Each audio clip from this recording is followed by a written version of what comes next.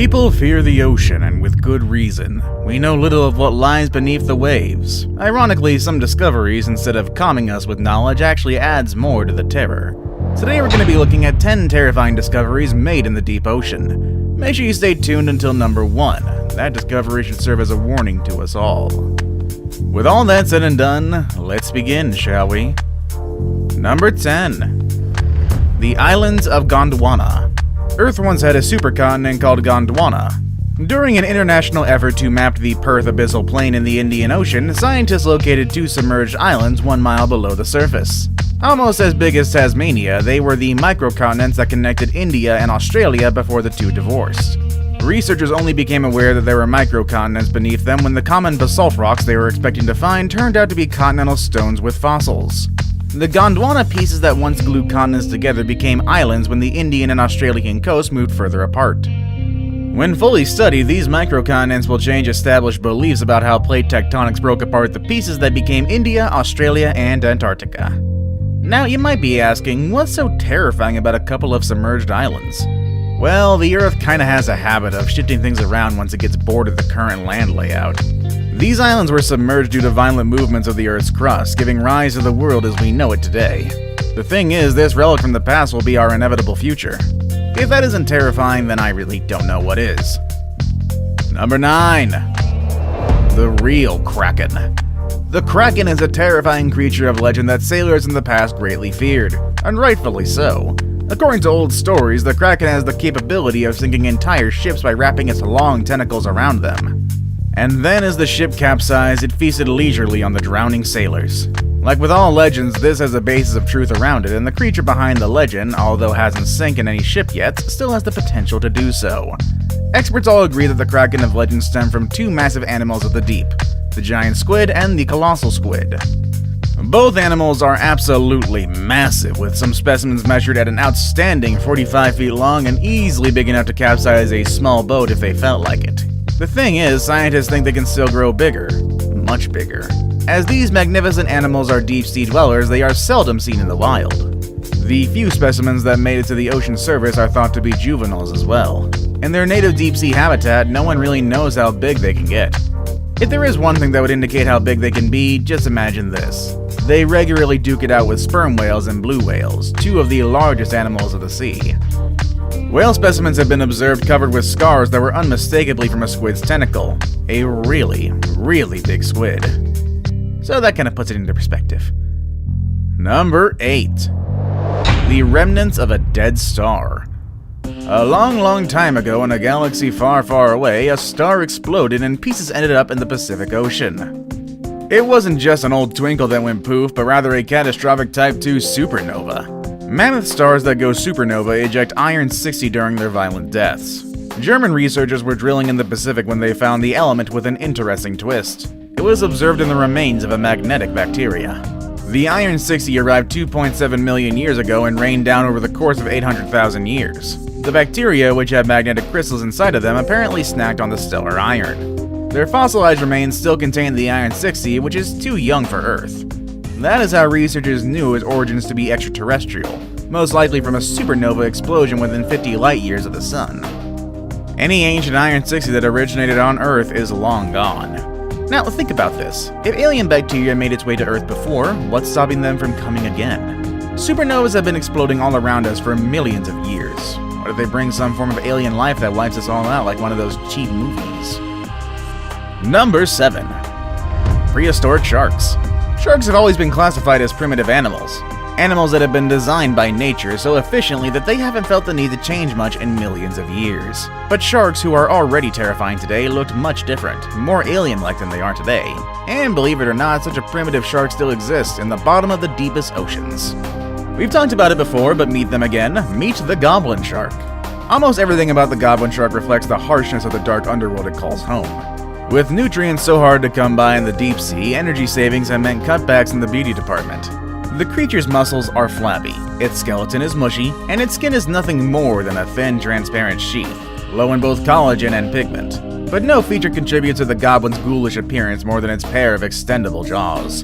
The assumption has been that the strange fish compensate for poor swimming ability with exceptionally far reach. If you can't keep up with your prey, why not engulf it before it makes a getaway?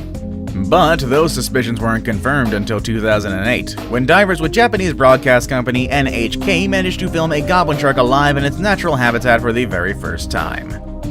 Number 6. The Deep Sea Stonehenge. A strange stone formation with more than a passing resemblance to Great Britain's Stonehenge lies at the bottom of Lake Michigan. The monolith's origins are unknown, but they are thought to be thousands of years old. The site was uncovered by Mark Hawley, a professor of underwater archaeology at Northwestern Michigan University College, and his colleague Brian Abbott in 2007. This is while they crossed the lake in a ship loaded up with sonar equipment, but the discovery has thrown up more questions than answers over the years. The plot thickened when a carving of a mastodon, a distant relative of the elephants that's been extinct for over 10,000 years, was discovered on one of the pillars, suggesting its origins could stretch all the way back to the last ice age.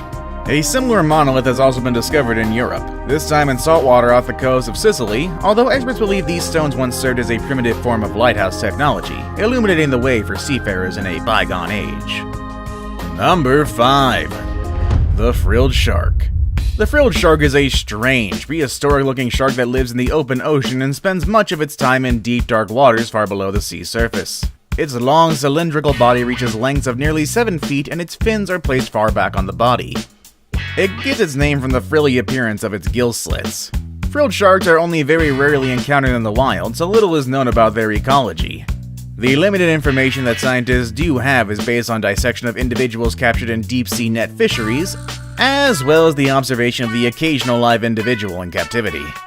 Although we know little about this shark, there is one thing that we all can agree on, that this shark is one of the most, if not the most terrifying creatures that we've seen, at least on this list. Number 4. The Locomotive Graveyard.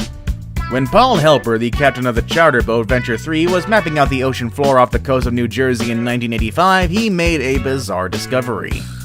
Sat perfectly upright on the seabed, around 90 feet down, were 2 rare locomotives.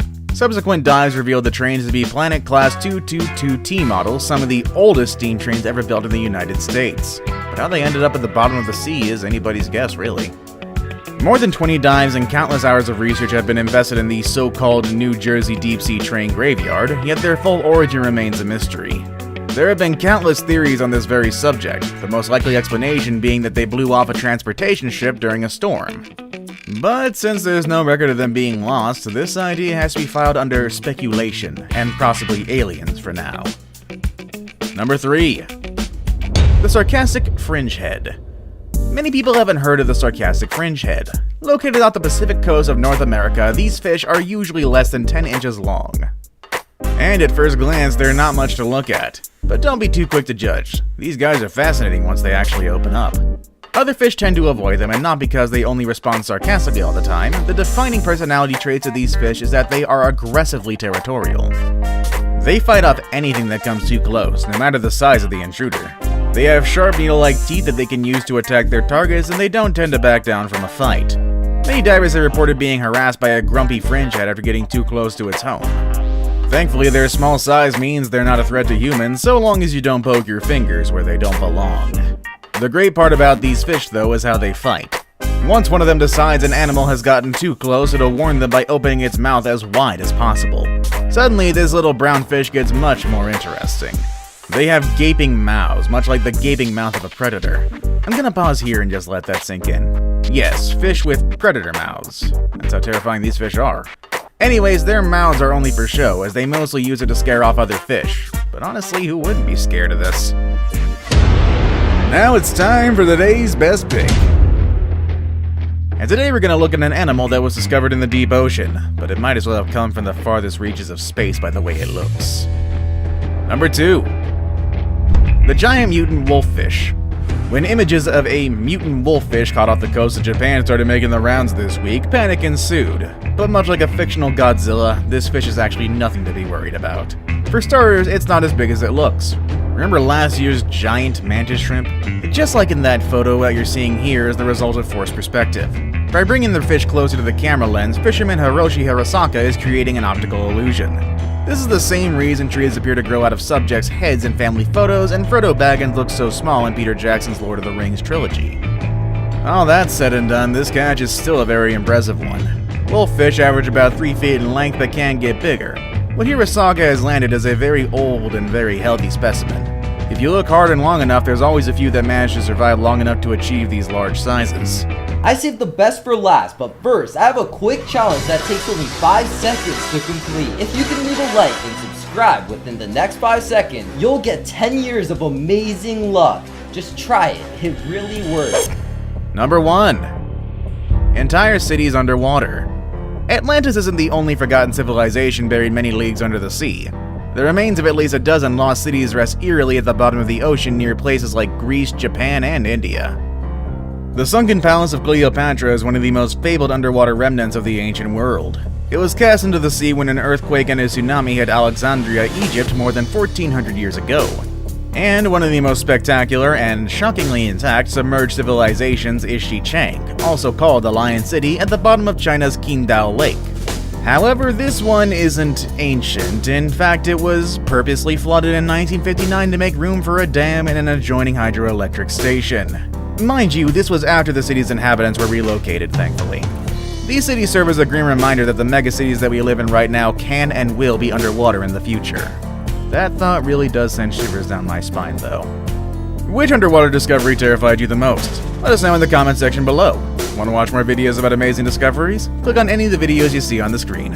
As always, everybody, thank you all for watching, and I will see you all next time. Later, everybody.